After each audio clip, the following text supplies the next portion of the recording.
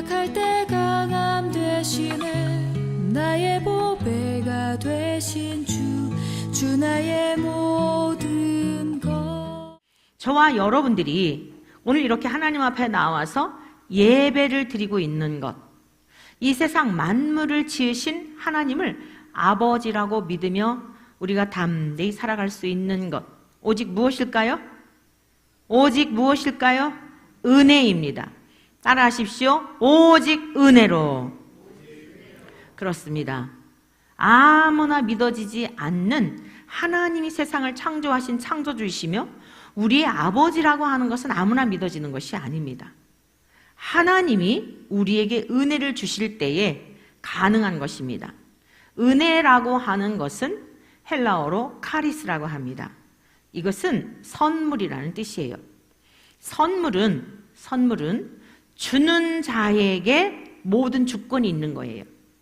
자, 이제 명절이 되어서, 설 명절이 되어서 사랑하는 손주나 자녀들이 오면 여러분들은 나름대로 선물을 주겠죠.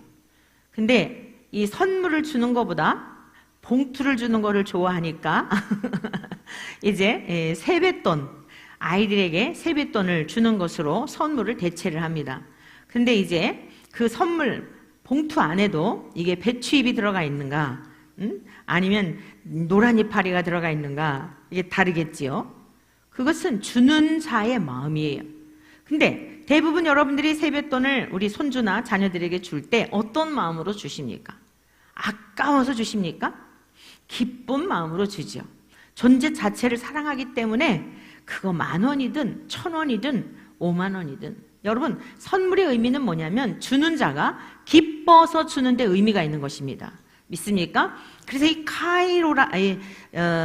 카리스라고 하는 이 은혜라는 단어는요, 카이로라고 하는 단어에서 유래가 된 거예요. 이 카이로라고 하는 단어는 무슨 뜻이냐면 기뻐하다, 이런 뜻이에요. 하나님께서 저와 여러분들에게 은혜를 베푸셨는데, 믿어질 수 있는 은혜, 하나님의 아들을 보내주신 이 은혜, 이것은 부득이함으로나 억지로가 아니라 기쁨으로 저와 여러분들에게 선물을 주셨다는 사실이에요. 그럼 저와 여러분들은 받는 입장에서 어떻게 해야 하겠습니까? 기쁨으로 받아야 하는 것입니다. 그 표현이 뭐냐? 오늘 이렇게 주님 앞에 나와 예배를 드리는 이 예배가 그 표현이에요. 여러분들이 정말 나 같은 사람을 살려주시고 나 같은 사람을 사랑해 주시고 하나님의 아들을 선물로 주셔서 예수님 때문에 내가 하나님을 아버지라 부를 수 있는 이 엄청난 선물을 받았다. 여러분, 이게 전 존재적으로 믿어진다면 예배 시간이 얼마나 설레이고 왜 이렇게 지루한 거야? 왜 이렇게 시간이 빨리 안 가는 거야? 빨리 예배 시간이 돌아왔으면 좋겠네. 이런 마음이 들어야 하는 것이에요. 그래서 엿새 동안 사는 삶은 주일날 주님 앞에 나와 예배를 드리는 그 삶 때문에 엿새 동안을 살아야 하는 것입니다. 그러면 엿새 동안에 힘든 일이 있을 수 있죠. 어떤 분들은 그 막노동하는 일, 그 노동판에서 열심히 일을 하느라고 육체가 고단할 수 있어요. 어떤 분들은 정신적인 일을 하기 때문에 굉장히 정신적으로 힘든 일을 할 수 있어요. 그런데 주일날 하나님 앞에 나와 예배를 드리는 것을 생각할 때에 엿새 동안의 힘든 것을 이길 수가 있는 것이에요. 여러분, 이게 원리입니다. 왜 예수님을 믿으면서도 찌들고 염려하고 근심하고 재미가 없고 지치고, 여러분 그런지 아십니까? 주일을 기억하며 사는 게 아니라 엿새 동안의 일을 위해서 살기 때문에 그런 거예요. 여러분, 6일 동안의 일은 수단이에요. 목적이 아닙니다. 사랑하는 사람을 만나기 위해서라고 한다면 그 약속한 시간이 얼마나 그 시간을 기다리면서 내가 7일 후에 사랑하는 사람을 만나기로 했다. 근데 내가 엿새 동안 일할 때에 어떨 것 같습니까? 하나님과의 관계로 생각하지 말고 진짜 여러분들이 찾고 찾았던 내 인생에 이 사람이야 라고 하는 이상형, 그 사람을 만났을 때에 그 어떤 마음으로 엿새 동안을 살겠냐고요. 설레이지 않겠어요?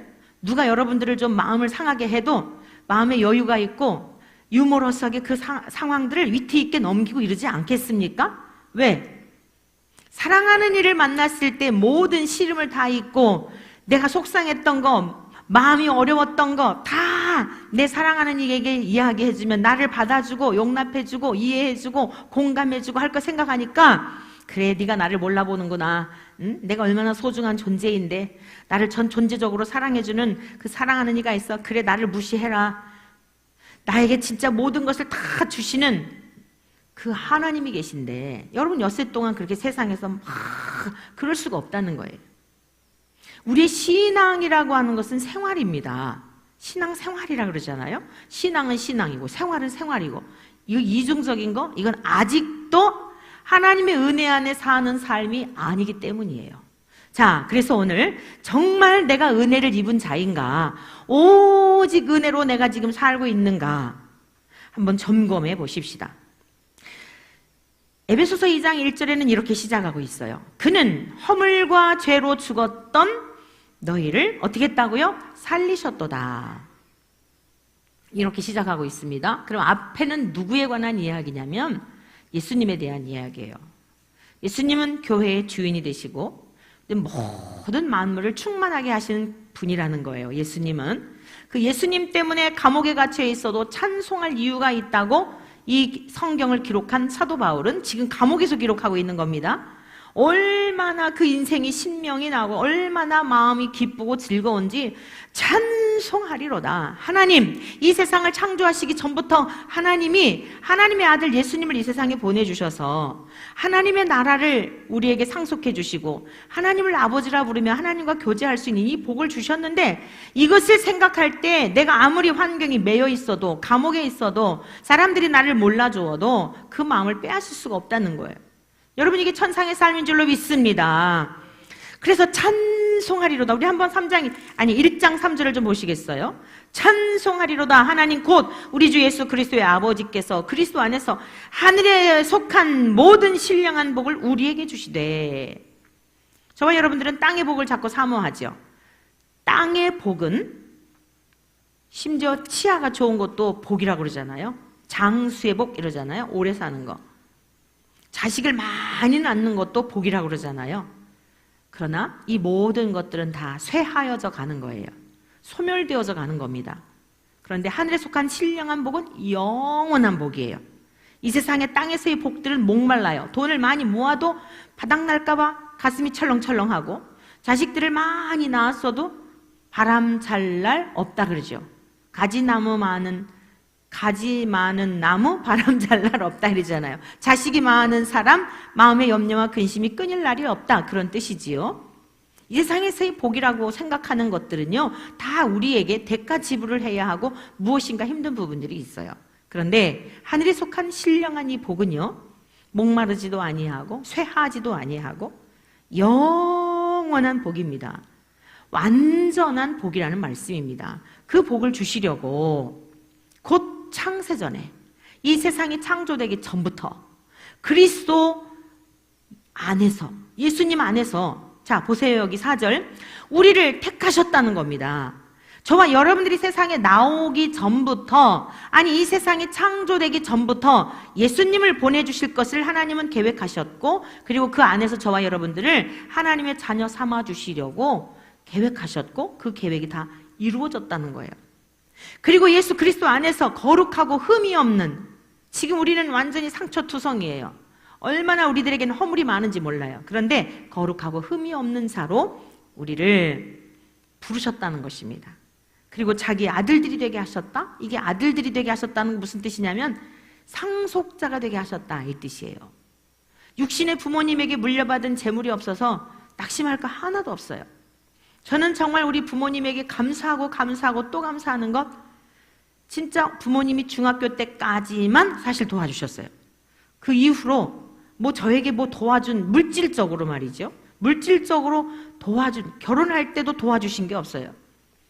그냥 중학교 때까지 살다가 서울에 와서 그 다음에 이제 우리 오라버니 집에서 살면서 하여간 하나님의 은혜로 살아왔어요. 그런데 얼마나 감사한지 얼마나 저는 우리 부모님에 대하여 자랑스럽게 여기는지 우리 부모님들 무학자들이세요. 그런데 얼마나 저는 존경하는지 저의 첫 번째 멘토로 삼는 분이 저희 아버지인 이유가 무엇인지 아십니까? 하늘에 속한 신령한 복을 유산으로 물려주셨기 때문이에요. 믿음의 가정에서 태어나고 가정에서부터 예배를 드리고 하나님을 배우게 된 이 복을 인하여 저는 다른 거 하나도 더 이상 바랄 게 없는 최고의 복을 나에게 물려주셨다. 얼마나 주님 앞에 감사한지 몰라요.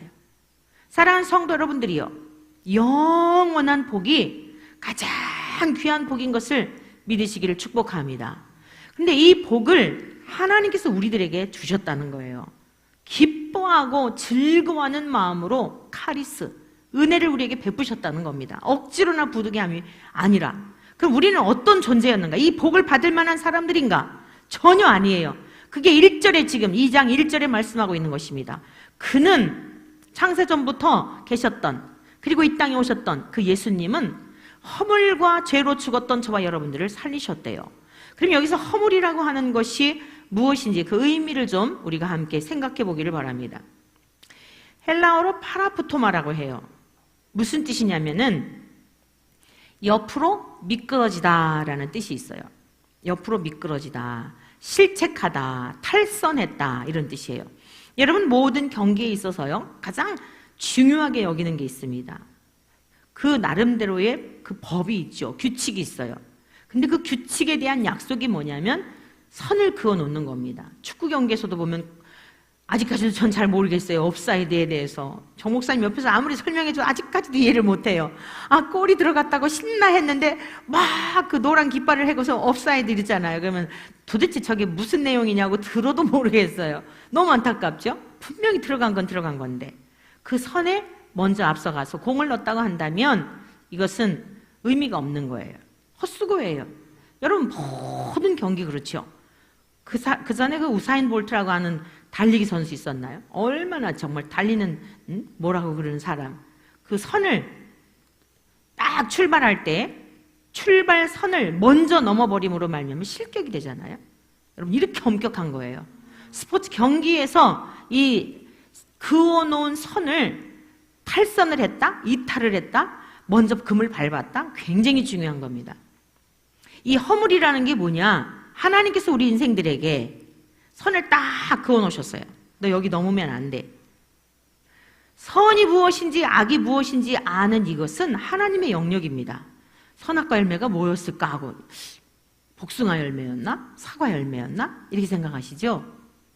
그 본래적인 뜻이 뭐냐면요, 선이나 악에 대한 이 판단자는 오직 세상의 모든 피조물 가운데 그 영역은 인간에게 주어진 게 없어요. 세상을 창조하신 하나님이 세상을 다스리시고 통치하셔야 하는 주인이시기 때문에 규칙이 있어야 될 거 아니겠습니까? 그래서 선이 무엇인지 악이 무엇인지에 대한 그 알에 대한 권한은 하나님의 영역이었다 말씀이에요. 그걸 딱 그어 놓으신 거예요. 창세기 2장 17절에서 그어 놓으셨잖아요. 동산 중앙에 있는 모든 나무의 열매는 먹되 선과 악을 알게 하는 나무의 열매는 먹지 마라. 이것을 먹는 날에는 정령 죽으리라 했잖아요. 이게 하나님이 그어 놓으신 선이에요. 여러분들은 이 말씀을 성경을 볼 때든지 들을 때든지 이런 생각을 갖죠. 에이, 그걸 왜 먹어가지고 이렇게 우리가 다 죄인이 된 거야.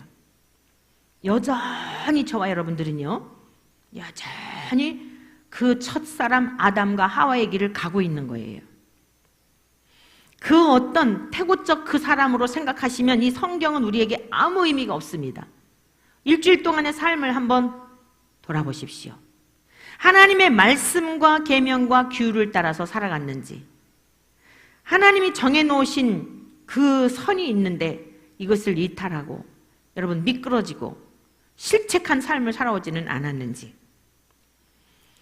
오늘 우리 주님 앞에 나와 예배를 드리는 이 시간, 야, 너 잘했다, 너 정말 잘했구나, 이것 확인하는 시간이 아니에요. 주님, 말씀 앞에 또 비춰보니 제 속에 있는 온갖 죄악들이 일주일 동안 살면서 하나님 앞에나 사람들에게 참 부끄럽고 수치스러운 것밖에 없네요.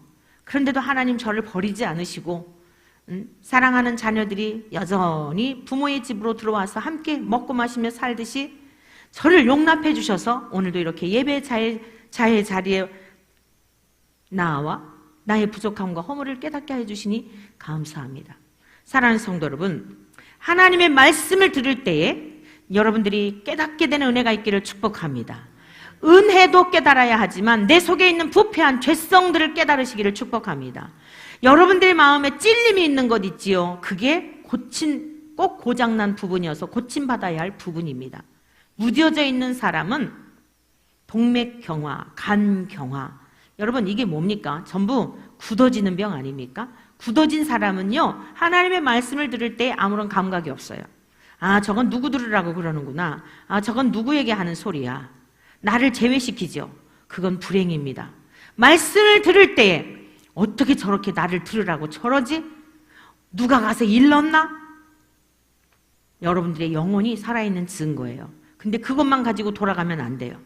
인정하고 받아들이고 옳습니다, 맞습니다. 그 모습이 제 모습입니다. 도와주십시오. 내 굳은 마음을, 강팍하고 딱딱한 마음을 깨트려 주셔서 부드러운 옥토가 되어 하나님의 말씀을 제 마음판에 심기어서 새로운 사람이 되게 해주십시오. 허물진 인생입니다. 맞습니다, 하나님. 수도 없이 하나님의 말씀을 어기며 금을 넘고 살아가고 있는 인생입니다. 이것을 깨닫는 것이 은혜라는 말씀이에요. 사랑하는 성도 여러분들이요, 은혜 중에 가장 큰 은혜가 무엇인지 아십니까? 깨닫는 것입니다. 말씀을 들을 때 깨닫고 착하고 좋은 마음으로 말씀을 받아 인내로 결실하는 것이 이게 옥토밭이라는 말씀이죠. 주께서 가르쳐 주셨어요. 자, 허물에 대해서 우리가 지금 배웠습니다. 그러면 여기 이제 이 미끄러지다라고 하는 것은 어디서 유래를 했느냐면 변절하다라고 하는 단어에서 유래한 거예요. 그래서 지금 제가 아담에 대한 이야기 설명해 드렸어요. 선악과가 딱 하나님이 한 가지만 금하셨거든요. 에덴 동산에 있는 수많은 것들을 다 먹으라고 그러시고서 한 가지만 금하셨는데 우리 인간은 꼭 그 한 가지만 하나님이 하시지 말라고 한 것만 하고 싶어하는 이 죄성이 있어요. 인정하십니까? 의롭다 말할 수 없지요. 아멘이지요. 네, 곧 딱 한 가지 금한 것을 우리는 그걸 넘고 싶어하는 이 죄성이 있단 말이죠. 그래가지고 마귀가 와서 속살거리는 그 속살거림에 그만 넘어간 거예요. 변절하게 되니까 그렇게 이탈된 삶을 살게 된 겁니다. 죄라고 하는 것은 무엇인가 하면은 하마르티아라고 하는데 이것은 위반하였다는 뜻입니다. 이것은 하마르타노라고 하는 단어에서 유래한 거예요. 자, 궁수가 관역을 향하여서 화살을 쏘았는데 빗나갔다라고 하는 이런 의미를 가지고 있어요. 이게 바로 죄의 의미입니다. 저와 여러분들은 이 세상 살아가는 동안 오직 우리 주님에게 초점을 맞추어 살아가야 할 줄로 믿습니다. 하나님의 말씀을 소중히 여기며 이 말씀을 따라 살아가야 할 줄로 믿습니다. 이게 우리 모든 사람들의 모습이라는 거예요. 죄와 허물로. 그래서 어떻게 되었냐? 영이 죽어 있어서 그는 죄와 허물로 죽은 너희를 살리셨도다 했잖아요. 여러분, 아담과 하와가 선악과 열매를 따먹고서 바로 육신이 죽은 게 아닙니다. 930세를 살았어요. 그러니까 여러분들은 이렇게 생각할 거예요. 응? 하나님이 선악과 열매 따먹으면 죽는다고 했는데 이렇게 오래도록 살았잖아. 그럼 하나님 말씀은 틀린 건데 마귀가 이렇게 속이는 겁니다. 이 죽음이라는 개념은 이후에 930세 살고 육체도 죽었지만 영적으로 죽은 죽음을 말하는 거예요. 하나님은 영이시니 이랬지요? 예배하는 자가 영과 진리로 예배할지니라. 영이신 하나님은요, 우리의 영이 살아있을 때 교제가 가능한 거예요. 그러니까 영이 죽게 되니까 하나님과의 관계가 단절이 됐다 이 말씀입니다. 그래서 하나님이 말씀하시나 못 깨달아요. 아담아 부르시지만 그 음성은 두려움의 음성이에요. 여러분, 하나님이 두렵습니까? 하나님의 말씀이 두렵습니까? 성경에는요, 복에 관한 말씀, 저주에 관한 말씀이 있어요. 하나님 안에서 자유를 누리고 하나님의 은혜를 입은 자들은요, 축복하는 말씀도 아멘이고 하나님의 말씀을 어겼을 때는 저주받을지어다 이런 말씀도요, 아멘하게 돼 있어요. 그러면서 이렇게 살면 안 되겠구나. 하나님 앞에 하나님의 말씀을 저버리게 되면 이러한 저주가 임하는구나. 여러분, 그게 경외심입니다. 하나님 우리들을 저주하려고, 우리를 불행하게 하려고 복과 저주의 말씀을 그렇게 하셨을까요? 아니에요. 너희들 그쪽으로 가게 되면 어려운 일을 당해 이쪽으로 오너라 라고 하시는 거예요. 그 하나님의 사랑을 알게 되니까 어떤 말씀일지라도 맨으로 받아들이고 주님 미리 깨닫게 하셔서 어리석고 미련한 길로 가지 않도록, 하나님 내가 그 사망의 길로 갔다가 그때 가서야 깨우치는 미련한 자가 되지 않도록 예고해 주시니 감사합니다. 그러니까 저주의 말씀일지라도 예방주사 놓는 걸로 알고 하나님 앞에 감사하며 그 말씀을 받을 수 있어야 한다 말씀이에요. 여러분들 성경을 볼 때 꼭 좋은 것만 좋아하지요. 복자 들어가는 것만 좋아하지요. 아주 어린아이 신앙이에요. 사탕만 좋아하는 것과 같습니다. 하나님의 말씀, 어떤 말씀일지라도 신명기 28장을 한번 오늘 집에 돌아가서 보세요. 축복에 관한 말씀은요 몇 절 안 돼요. 근데 뒤에 보면요 저주에 관한 말씀이 얼마나 많은지 모릅니다.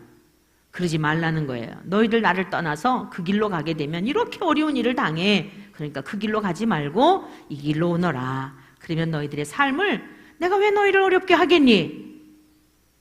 이 은혜를 입고 살아가기를 축원합니다. 어떤 말씀이든지 감사하며 기쁨으로 받아서 허망하고 헛된 길, 사망의 길, 그런 길로 가는 어리석은 자들이 아니라 주님의 진심과 본심을 알게 되면 우리는 하나님의 말씀을 사랑하며 우리가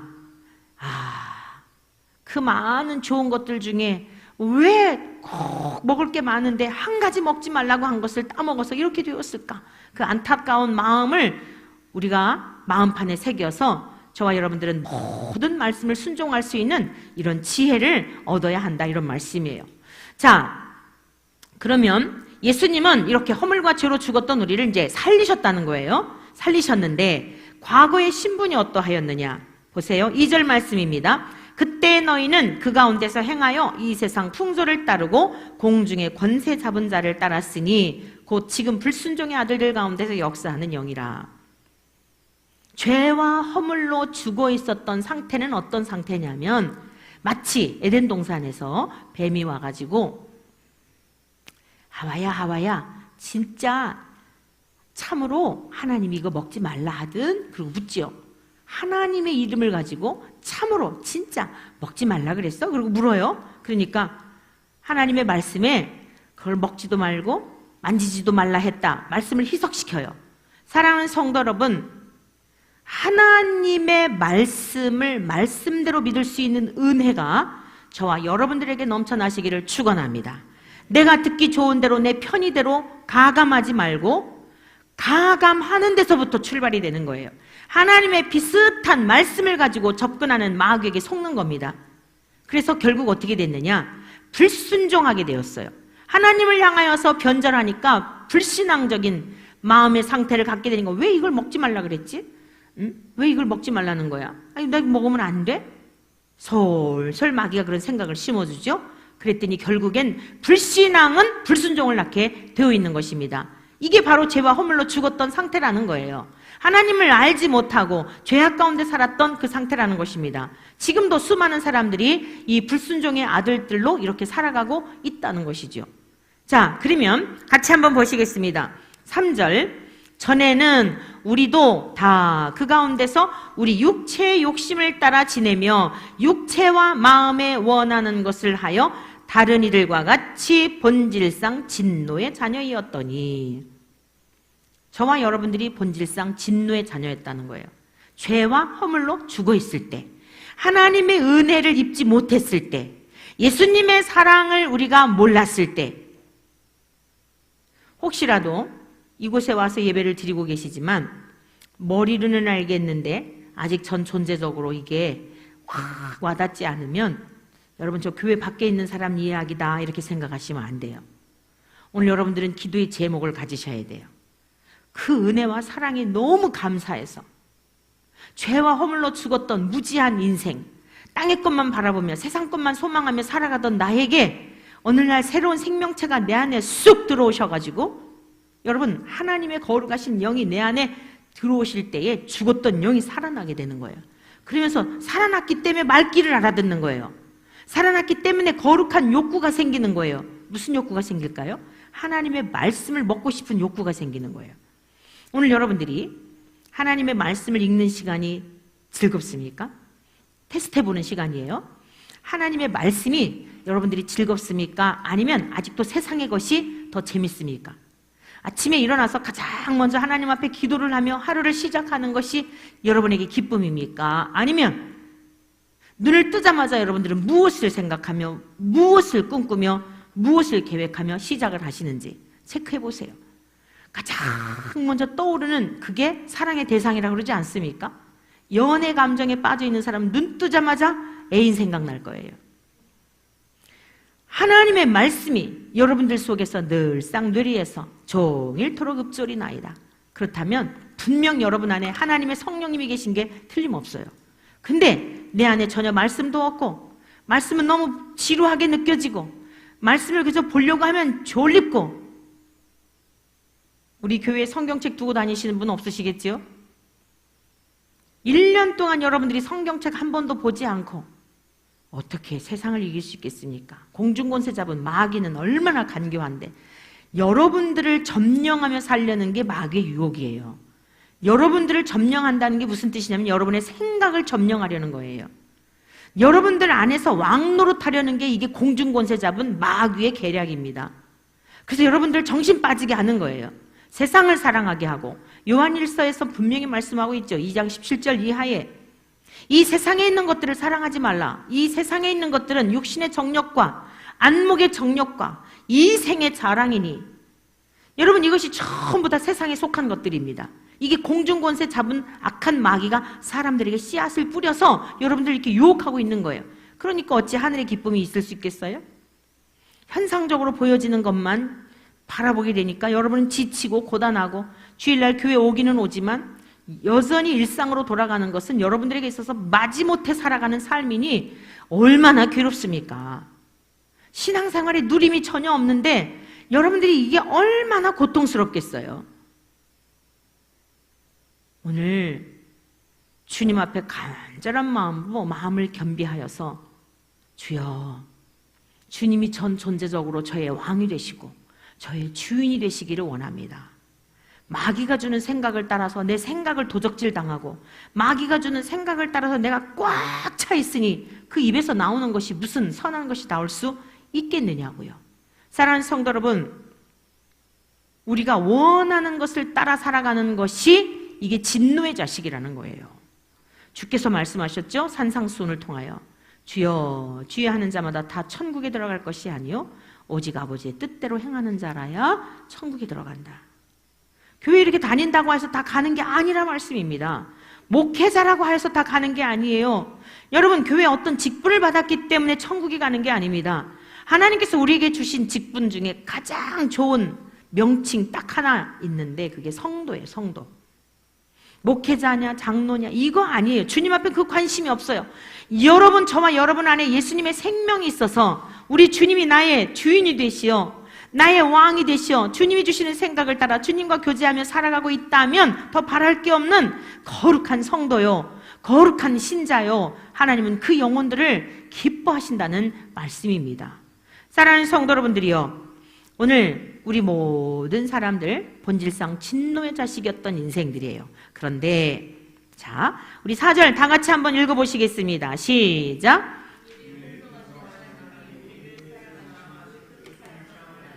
아멘. 긍휼이 풍성하신 하나님. 앞부분에 있는 이야기. 자, 그는 우리를 허물과 죄로 죽었던 우리를 살리셨다. 그럼 우리는 어떤 존재였냐? 지금 이제 말씀 들었지요?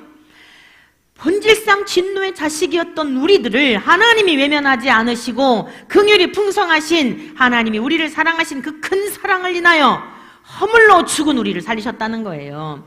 하나님이 그어놨던 경계선을 넘어서 이미 소망이 없고 지옥 불못에 가는 거 당연한데 허물로 죽은 우리를 그리스도와 함께 살리셨고 사랑하는 성도 여러분이요 여기서 함께 살리셨다라고 하는 것은 어떤 의미인가 하면 결합하다, 결합하여 소생시키다 이런 뜻이에요.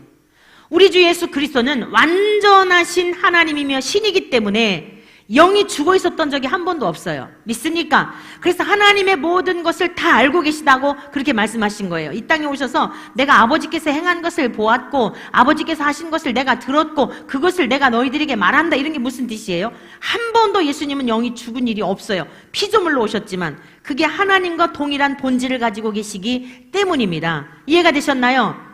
그런데 그 예수님은 허물과 죄로 죽었던 저와 여러분들을 살려주신 거예요.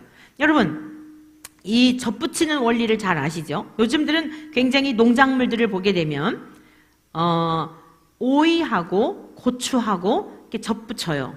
그러면은 오이 같기도 하고 고추 같기도 하고, 그래서 이름을 아예 아삭이 고추다 이렇게 붙이더라고요.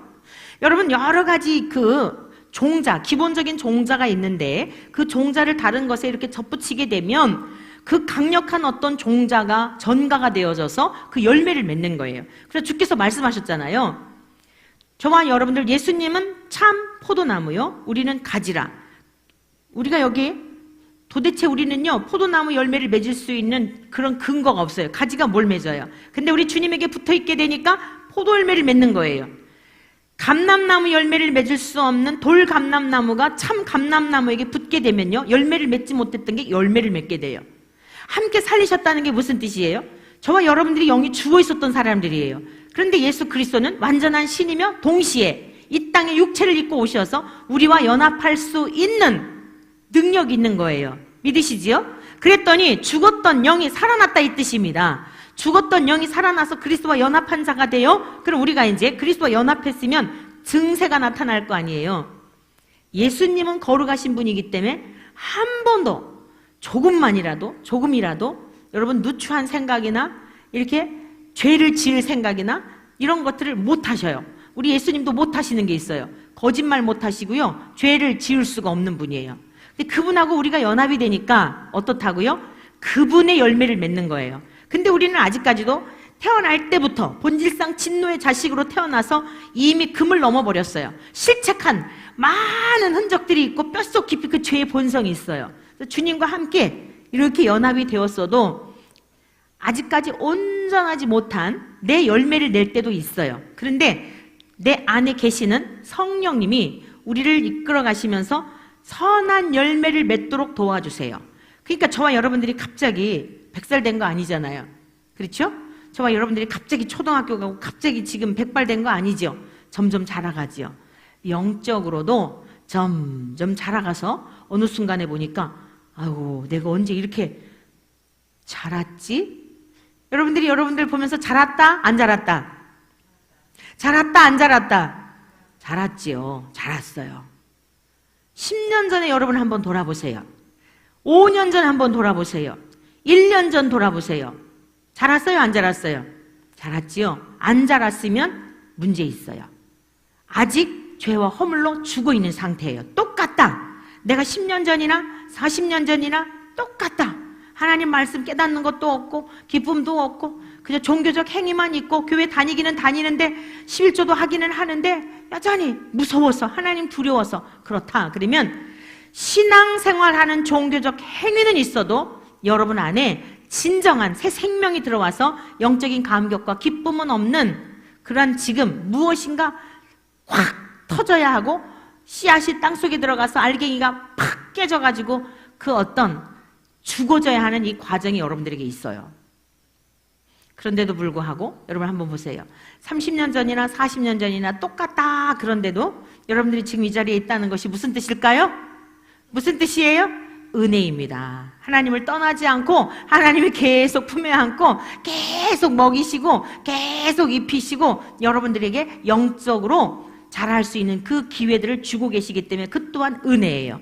그러니까 에이, 나는 교회를 오래 다녔는데도 깨닫는 것도 없고 10년 전이나 50년 똑같아 하고 도망가면 마귀에게 속는 거예요. 그건 영원한 사망의 길이에요. 그러니까 깨달아지지 않고 10년 전하고 똑같아, 20년 전하고 똑같아 라고 할지라도 여러분 주님에게, 그리스도에게 꼭 붙어 있기를 축원합니다. 그리고 오늘 이 시간 더 이상 그러면 안 돼요. 이제 오늘 이 시간 주여 죽었던 내 영을 살려주셔서 은혜로, 무엇으로요? 은혜로 하나님 저에게 믿음을 선물로 주세요. 믿는 것도 선물입니다. 믿어지는 것보다 더한 복이 없는 거예요. 하나님의 그 사랑이 믿어지는 이 선물을 주세요. 설 명절에 주님 저 다른 거 바라지 않아요. 아버지 앞에 선물 받고 싶어요. 무슨 선물 받으실래요? 믿어지는 은혜. 하나님의 사랑이 믿어지는 은혜. 이 선물을 이 설 명절에 하나님께서 우리 모두에게 부어주시기를 축원합니다. 그러면서요, 영만 살려주신 게 아니에요. 너희는 은혜로 구원을 받은 것이라. 죽었던 영이 살아난 사람들은요, 구원을 받은 거예요. 죽어도 영원한 천국에 이르게 되는 겁니다. 오늘 이 첫 번째, 죽은 우리를 그리스도와 함께 살리셨다. 이것이 은혜다. 이 사람들에게는 영원한 하나님의 나라를 허락하셨다. 오늘 여기까지만 말씀을 듣고 다음 시간에 이어서 우리가 어떤 은혜를 입게 되었는지 이어서 배우도록 하겠습니다. 오늘 사랑하는 성도 여러분, 다른 것 이 세상에 구할 것 아무것도 없어요. 모든 것에 부여하신 하나님이 우리에게 아낌없이 다 주시는데 하나님의 아들까지 아끼지 않으신 예수님이 하나님이 무엇을 아끼시겠습니까? 오직 은혜, 하나님이 주시는 믿어지는 은혜, 이 선물을 구하시기를 주의 이름으로 간절히 축원합니다. 약할 때 강함 되시네 나의 보배가 되신 주 나의 모든 것